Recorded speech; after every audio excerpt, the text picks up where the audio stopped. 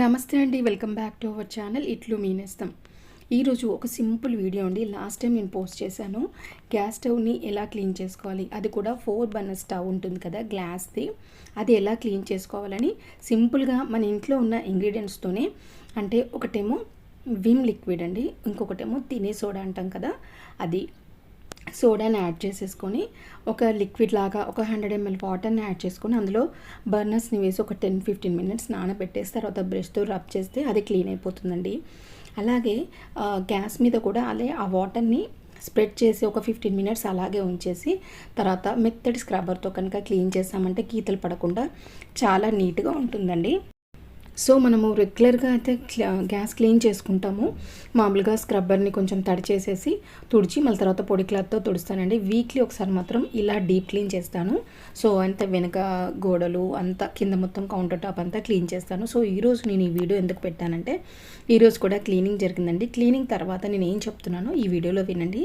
మనం ఎప్పుడైనా మార్నింగ్కి సంబంధించిన కూరగాయలు ఏం కట్ చేయాలి, మార్నింగ్ బాక్స్ ఏం పెట్టాలి, లంచ్కి ఏం ప్రిపేర్ చేయాలి, మళ్ళీ పిల్లలు వచ్చిన తర్వాత స్నాక్స్ ఏం చేయాలి, స్నాక్ బాక్స్ వాళ్ళకి మార్నింగ్ వెళ్ళేటప్పుడు ఏమి ఇవ్వాలి, అవన్నీ ఆలోచించుకొని కనుక ఒక ఐడియాతో ఉంటే మాత్రం రెగ్యులర్గా అలాగే పెట్టుకోవాలండి. ఎందుకంటే మనకు ఒకరోజు చేసి ఒకరోజు ఖాళీగా ఉండేది కాదు కదండి. రెగ్యులర్గా మనము వాళ్ళని పంపించిన తర్వాత ఎంత రెస్ట్ అయినా దొరుకుతుంది, కానీ వాళ్ళని హ్యాపీగా వాళ్ళకి నచ్చిన ఫుడ్ చేసి పెట్టాలి. ఎందుకంటే బాగాలేకపోతే ఖచ్చితంగా తినకుండానే తీసుకొస్తారు. సో ఎదిగే పిల్లలు కాబట్టి కొంచెం ఓపిక చేసుకొని మనము మంచి డైట్ తీసుకోవాలి వాళ్ళకు కూడానండి. సో నేను ఇది క్లీనింగ్ చేసినప్పుడు వీడియో తీయకుండా ఆ క్లిప్ ఇక్కడ యాడ్ చేశానండి. సో ఇక్కడ డిష్ వాషర్లోకి పెట్టగా ఇంకా చాలా మిగిలిపోయాయండి. కొన్ని అల్యూమినియంవి, అలాగే non stick fans, mixie jars, అవన్నీ నేను పిల్లల బాక్సెస్ కూడా నేనే కడిగానండి. సో మార్నింగ్కి కూరగాయలన్నీ కట్ చేసి పెట్టుకుంటానని చెప్పాను కదండి. ఈరోజు నేను పులుసు కూడా చేసి పెట్టానండి.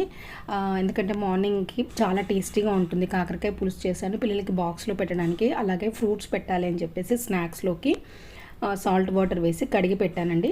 ఇంకా మిగిలినవి సింక్ అంతా క్లీన్ చేసేసి మిగిలిన గిన్నెలన్నీ డిష్ వాషర్లో పెట్టామండి.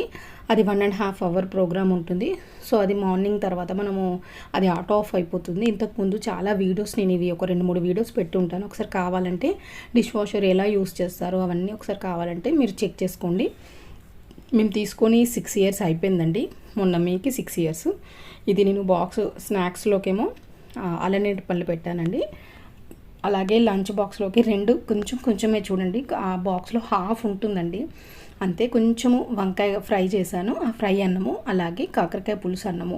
వాళ్ళకి మధ్యాహ్నం కాబట్టి కొంచెం అన్నం పెడితే మంచిదని, ఎందుకంటే మార్నింగ్ టిఫిన్ తింటారు, రాగానే స్నాక్స్ ఏవో తింటారు కదా.